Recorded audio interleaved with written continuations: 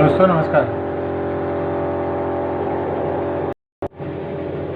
आप लोगों को मालूम होगा कि सुप्रीम कोर्ट में 2 नए जजेस का अपॉइंटमेंट हुआ है और कल उन्हें सुप्रीम कोर्ट के चीफ जस्टिस एन.वी. रमन्ना साहब ने शपथ दिलाती है। जो 2 नए जज अपॉइंट हुए हैं उनका नाम सुधांशु धूलिया और जमशेद बरजोर पारदीवाला है। Sudhanshu Dhulia originally Uttarakhand high court के हैं और justice Pardiwala Gujarat high court के हैं।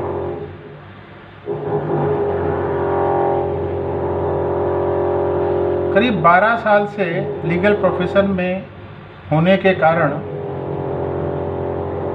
मुझे उत्सुकता थी कि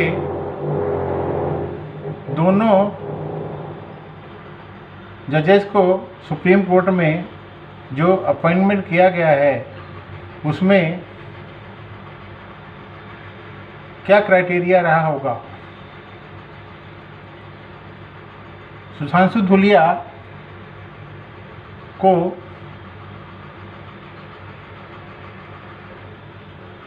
जो अपॉइंटमेंट दिया गया है वो ऑल इंडिया जजेस के सीनियरिटी लिस्ट में 30वें नंबर पर थे और जस्टिस पारदीवाला 49वें नंबर पर थे। जस्टिस धूलिया ने इस प्रकार करीब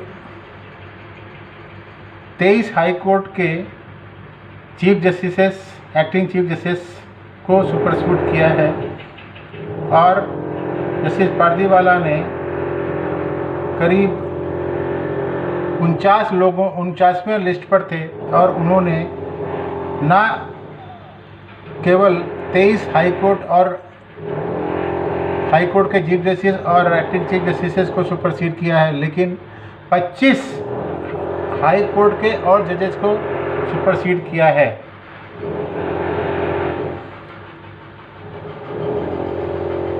हाई कोर्ट से सुप्रीम कोर्ट में अपॉइंटमेंट के टाइम नॉर्मली सीनियरिटी देखी जाती है, लेकिन हर क्षेत्रीय और प्रांत के रिप्रेजेंटेशन को भी ध्यान में रखा जाता है। जस्टिस पारदीवाला पारसी थे,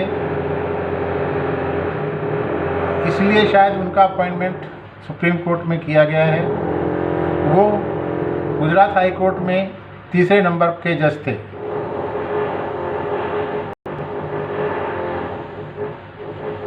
जस्टिस सुधांशु धूलिया उत्तराखंड से थे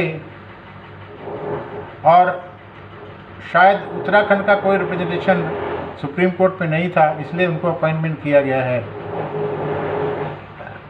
2 दिन से मैं यही अध्ययन कर रहा था कि क्या बाकी स्टेट्स का प्रॉपर रिप्रेजेंटेशन है।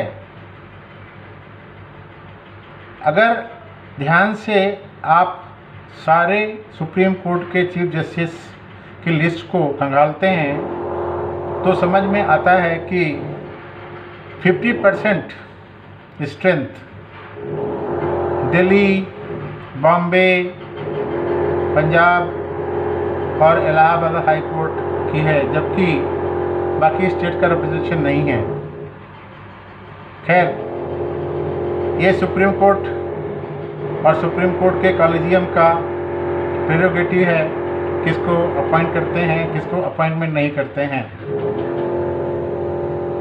मेरा उद्देश्य इस वीडियो के द्वारा सिर्फ ये बताना था कि इन दोनों जजेस की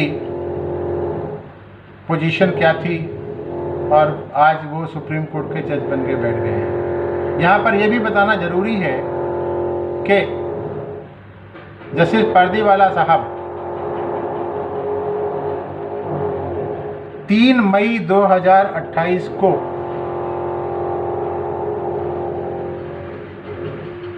हिंदुस्तान के चीफ जस्टिस बनेंगे जब जस्टिस पी.एस. नरसिम्हा रिटायर होंगे और 2 साल 3 महीने के बाद वो अगस्त 11, 2030 में रिटायरमेंट लेंगे।